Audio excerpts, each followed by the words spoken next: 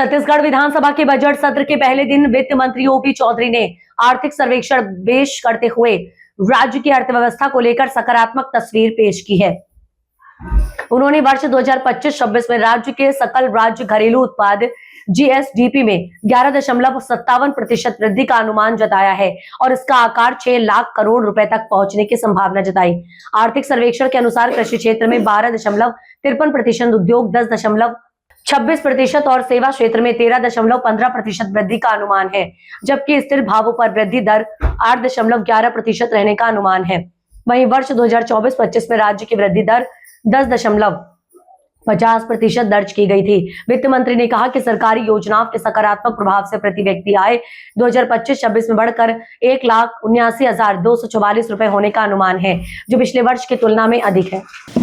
आज सम्मानीय सदन के समक्ष वित्तीय वर्ष 2025-26 के का जो आर्थिक सर्वेक्षण है वो पटल पर हमने प्रस्तुत किया है और जिसके तहत हमने जो 2025-26 है उस और 2024-25 की दृष्टि से त्वरित अनुमान और 2025-26 की दृष्टि से अग्रिम अनुमान, ये दोनों हमने प्रस्तुत किया है। जो आर्थिक सर्वेक्षण है जो इस साल के लिए वित्तीय वर्ष 2025-26 के लिए जो जीएसडीपी है, ग्रास स्टेट डोमेस्टिक प्रोडक्ट जो है, हमारे सकल राज्य घरेलू उत्पाद जो है, उसका प्रचलित भावों पर जो वर्ष 2024-25 में 5,65,845 करोड़ था, वो अब बढ़कर वित्तीय वर्ष 2025-26 के अंत तक 6,31,291 करोड़ होना संभावित है, ये अनुमान है।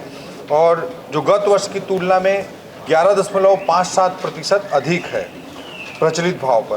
तो इसी तरह से कृषि में जो जीडीपी है, जो 2024-25 में 1,06,521 करोड़ था, वो बढ़कर 2025-26 में 1,19,871 करोड़ होना अनुमानित है। इसी तरह से इसमें जो वृद्धि है वो 12.53% है। वहीं उद्योग क्षेत्र में वर्ष 2024-25 में 2,45,883 करोड़ की जो जीएसडीपी थी, वो बढ़कर 2,70,449 करोड़ होना संभावित है, जो वृद्धि 10.26% है। वहीं सेवा क्षेत्र में वर्ष 2024-25 में 1,68,115 करोड़ की जो जीएसडीपी थी सेवा क्षेत्र की, वो वित्तीय वर्ष 2025-26 में 1,90,221 करोड़ होना संभावित है, जो वृद्धि 13.15% की वृद्धि पिछले वित्तीय वर्ष की तुलना में प्रचलित भाव पर है। इस तरह से दूसरी ओर जो वित्तीय वर्ष 2024-25 के जो त्वरित अनुमान है, उसके अनुसार जो जीएसडीपी की ग्रोथ रेट है वर्ष 2024-25 के लिए वो 10.5% है। कृषि क्षेत्र में 11.76%, उद्योग क्षेत्र में 9.91%, सेवा क्षेत्र में 10.08% और ओवरऑल 10.50% की वृद्धि का अनुमान, त्वरित अनुमान वर्ष 2024-25 के लिए है। वहीं दूसरी ओर मैं विशेष रूप से ये जिक्र करना चाहूँगा कि जो 11.57% की वृद्धि आकलन किया गया है वित्तीय वर्ष 2025-26 के अग्रिम अनुमान के तहत, उसके मैं भारत देश के जो ओवरऑल औसत है, राष्ट्रीय औसत है, उससे तुलना करना चाहूँगा। जो वित्तीय वर्ष 2025-26 के अग्रिम अनुमान के अनुसार जो जीएसडीपी की ग्रोथ रेट है वो 11.57% है हमारे छत्तीसगढ़ के लिए। वहीं ओवरऑल देश के लिए जो औसत है वो 8% है, वो 8% है। तो इस तरह से हम राष्ट्रीय औसत से ज़्यादा तेज़ी से बढ़ रहे हैं। इसी तरह से कृषि क्षेत्र की भी तुलना अगर मैं करूं तो 0.8% जो राष्ट्रीय औसत है उसकी तुलना में बहुत ज़्यादा 12.53% की दर से हमारा कृषि क्षेत्र का जीएसडीपी बढ़ा है। वहीं उद्योग क्षेत्र में राष्ट्रीय औसत 6.6% की वृद्धि है, लेकिन राज्य के स्तर पर हमारे छत्तीसगढ़ के लिए 10.26% है। मतलब उद्योग क्षेत्र भी हमारा राष्ट्रीय औसत से ज़्यादा तेज़ी से बढ़ा है। वहीं सेवा क्षेत्र में जो राष्ट्रीय औसत है वृद्धि का 10.06% है, वो अभी हमारे छत्तीसगढ़ के लिए 13.15% है। चाहे ओवरऑल हम जीएसडीपी के ग्रोथ रेट की राष्ट्रीय औसत से तुलना करें, कृषि क्षेत्र के ग्रोथ रेट की राष्ट्रीय औसत से तुलना करें, उद्योग क्षेत्र की तुलना हम राष्ट्रीय औसत से हमारे छत्तीसगढ़ के लिए करें, या सेवा क्षेत्र में हमारे छत्तीसगढ़ की ग्रोथ की तुलना राष्ट्रीय औसत ग्रोथ से हम करें, तो हम ज़्यादा तेज़ी से बढ़ रहे हैं। ये हमारे छत्तीसगढ़ की अर्थव्यवस्था की दृष्टि से अत्यंत सुखद स्थिति मैं कहूँगा। वहीं दूसरी ओर वर्ष 2025-26 में जो हमारे कृषि क्षेत्र, उद्योग क्षेत्र और सेवा क्षेत्र का जीएसडीपी में जो योगदान है वो क्रमशः 20.64%, 46.59%, 32.77% है। वहीं जो नेशनल कॉन्फ़िगरेशन है वो टोटली डिफरेंट दिखाई देता है। कृषि क्षेत्र के लिए 16.8% भारत के पूरे जीडीपी में योगदान आता है, वहीं उद्योग क्षेत्र से 26.8% और सेवा क्षेत्र का बहुत ज़्यादा 56.4% योगदान आता है। तो चूँकि हमारी छत्तीसगढ़ की इकॉनमी कोर सेक्टर पर ज़्यादा आधारित है, उद्योगों पर ज़्यादा आधारित है, इसलिए सेकेंडरी सेक्टर का, उद्योग क्षेत्र का राष्ट्रीय स्तर पर जो योगदान है 26.8% है, लेकिन छत्तीसगढ़ की दृष्टि से 46.59% की दृष्टि से आता है। वहीं मैं ये भी कहना चाहूँगा कि भविष्य में हम जो पहला बजट हमने हमारी सरकार का आदरणीय विष्णुदेव साय जी के नेतृत्व में, हमारे मुख्यमंत्री जी के नेतृत्व में जो हमने प्रस्तुत किया था, उसमें सेवा क्षेत्र पर विशेष फोकस रखने की बात कही थी। हमारा कोर सेक्टर तो ऐतिहासिक रूप से छत्तीसगढ़ के परंपरागत रूप से मजबूत है, लेकिन क्या होता है कि सेवा क्षेत्र में और लेबर इंटेंसिव मैन्युफैक्चरिंग सेक्टर में जॉब अपॉर्चुनिटीज़ बहुत ज़्यादा उत्पन्न होते हैं। कोई मान लीजिए स्टील प्लांट लग रहा है, कोई पावर प्लांट लग रहा है, या कोई सीमेंट का प्लांट लग रहा है, उसमें उतना रोजगार पैदा नहीं होता। हमारे छत्तीसगढ़ में नेचुरली उसके लिए बहुत बेनिफिटेड इन्वायरमेंट है, इसलिए वो ज़्यादा स्थापित होते हैं, उसका फ़ायदा भी होता है इकॉनमी को, लेकिन रोजगार उतना उत्पन्न नहीं हो पाता।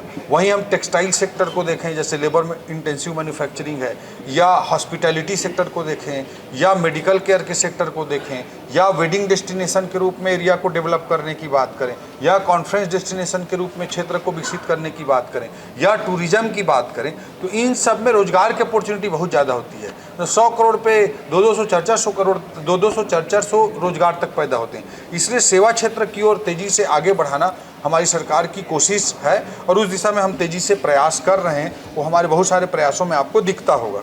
इसके अलावा एक और महत्वपूर्ण तथ्य आपके सामने मैं रखना चाहूँगा कि जो प्रति व्यक्ति आय पर कैपिटा इनकम है, उसमें जो वृद्धि दर है हमारे छत्तीसगढ़ के लिए वो 10.07% है, जबकि राष्ट्रीय स्तर पर जो औसत है, राष्ट्रीय औसत है प्रति व्यक्ति आय में वृद्धि का, वो 6.9% है।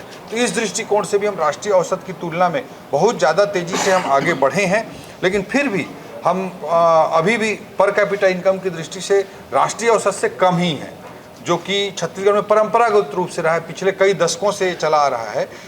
और हमारे छत्तीसगढ़ कहीं ना कहीं एक तरह से इग्नोर्ड पार्ट था और ओवरऑल मध्य बीमारू राज्य के रूप में कहा जाता था। दुर्भाग्यजनक बात थी, वो चाहे बीमारू राज्य में BI का मतलब बिहार होता था, M का अर्थ मध्य प्रदेश होता था, R का अर्थ राजस्थान होता था और U का अर्थ उत्तर प्रदेश होता था।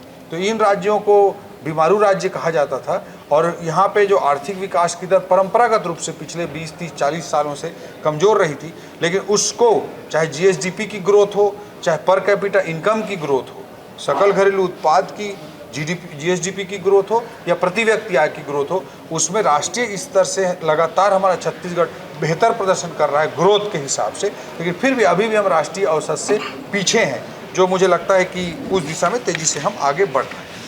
धन्यवाद। तभी हुई गरीबों की आवाज, पर अब होगी जनता की बात। सड़क से पहुंचेगी संसद तक आवाज। सिर्फ सुन सरकार, देखिए चाणक्य न्यूज इंडिया पर। खबरें जो आपको सीधे जोड़ती हैं हमसे, जिनका आपकी जिंदगी पर होता है सीधा असर। खबरों की वही तस्वीर, बिना बदले बिना डरे, जज्बा सच का लिए, सच दिखाते हैं। चाणक्य न्यूज इंडिया, हम हैं हिंदुस्तानी। कटेंगे तो कटेंगे। आज देश